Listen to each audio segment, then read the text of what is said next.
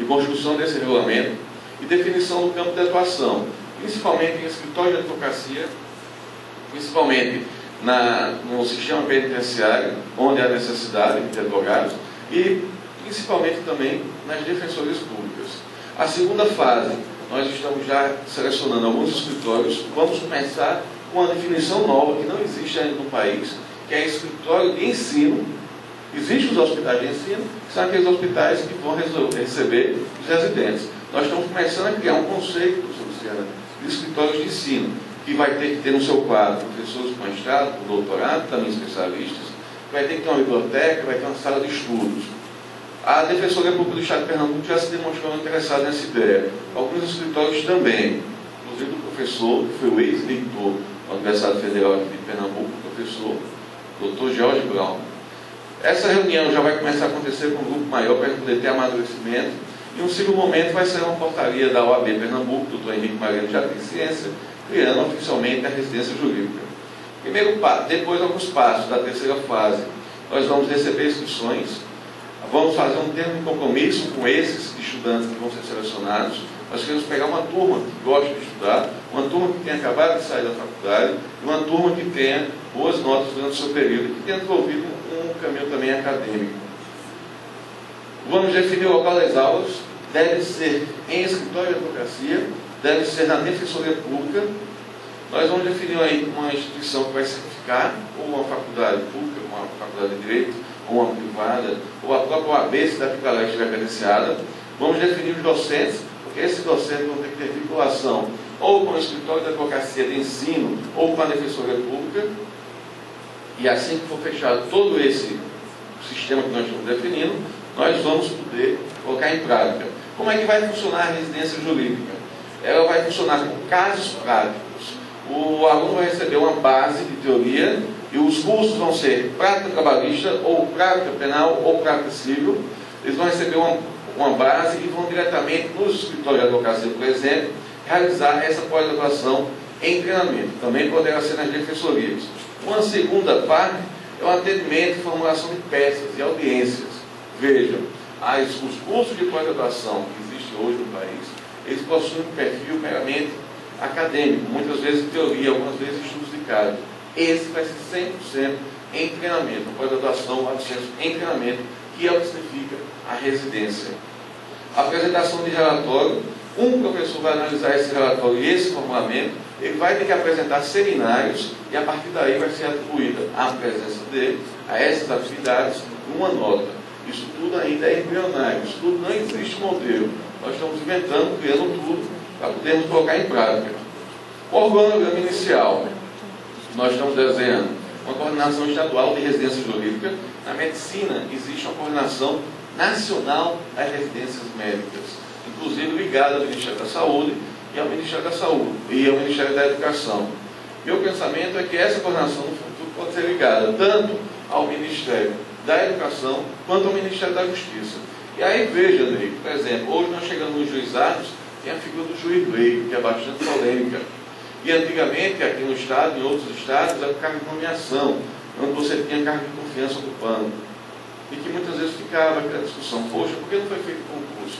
E de repente, se o Tribunal de Justiça comprar essa ideia, esse lugar das mediações, esse papel que é realizado hoje pelo juiz leigo, poderia ser pelo residente.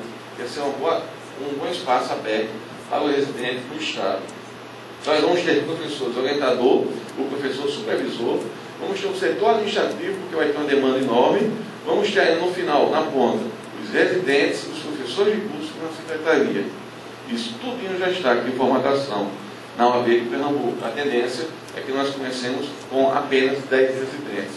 Por que 10 residentes? Porque nós sabemos que vamos ter muito trabalho para fazer e pouca estrutura no início. Então a gente quer começar a fazer um negócio bem feito. Fazendo bem feito, vai ter espaço, nós vamos ter a segunda, a terceira, a quarta residência. Os custos que nós estamos pensando, a execução do curso, o pagamento do professor e outras despesas, o material do expediente, tudo. Então vai ser de fundamental importância a presença dos escritórios de advocacia como parceiros. Os responsáveis vai ser o OAB de cada estado, a Defensoria Pública ou o escritório de advocacia Y e a faculdade X, ou se daqui para lá o OAB estiver credenciada, a própria OAB nacional.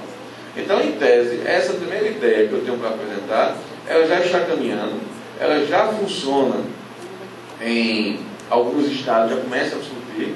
A OAB do Piauí foi interessantíssima, ela tem um planejamento de desenvolvimento da instituição para a parte da educação jurídica, e lá já estava prevista, e eu tive o prazer de saber que foi inspirado um artigo que eu tinha escrito em 1996. Então isso aí já começa a tomar fôlego, e já começa a ocupar espaço em todo o país. Eu acredito que será daqui para frente uma tendência normal nós nos aproximarmos cada vez mais de alguns conceitos da educação continuada e principalmente se aproximando de algumas ideias que já funcionam bem em outras ciências, como no caso da medicina. Depois, eu acho que na parte de debate a gente vai poder enriquecer mais e eu vou ficar à vontade para voltar e tratar de outros temas. Extensão do exame de ordem e educação continuada. Tema polêmico, mas que merece reflexão. Veja, eu não estou propondo simplesmente que o exame da OAB seja feito para todos os advogados. Não. Eu estou propondo que todos os advogados passem por reciclagens e que apresentem, num caso de 5 de cada 10 anos, assim como, por exemplo, para quem tem a carteira de motorista, precisa renovar sua carteira de motorista. Na minha opinião, para quem tem a carteira de advogado, precisa haver uma reciclagem. Porque senão nós vamos ter dois tipos de advogado, professor Luciano. Nós vamos ter o advogado que entrou e teve sua inscrição no OAB após fazer um exame de ordem dificílimo, com uma série de cobranças e conteúdos que muitas vezes extrapolam até as diretrizes curriculares, e o outro advogado que tem a sua ordem há mais de 10, 15 anos e que nunca passou por exame. O que é que eu defendo? Eu defendo que a Escola Superior da Advocacia, cada estado e a Escola Nacional de Advocacia promovam cursos presenciais, cursos à distância, promovam cursos de aperfeiçoamento e promovam até especializações e mestrados, se a gente conseguir ganhar essa luta, e que o maior número de advogados possível passem a fazer esses cursos.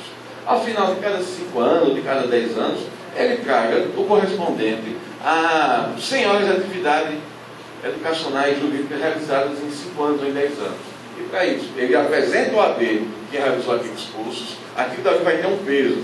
Se ele realizou um curso de extensão, peso X. Se ele realizou um lato sensu, peso Y. Se ele realizou um mestrado, peso Z. E assim por diante. Mas nós não podemos hoje ficar tendo na advocacia 2 perfis de advogados. E veja, qual é o objetivo do exame de ordem? O nosso amigo, professor, doutor César Brito, passou por aqui no domingo. No domingo não, na quinta-feira. Quinta. Eu acho que ele deve estar falando alguma coisa que eu falei. Falou sobre educação jurídica, mercantilismo, tudo isso. Número de faculdades no país.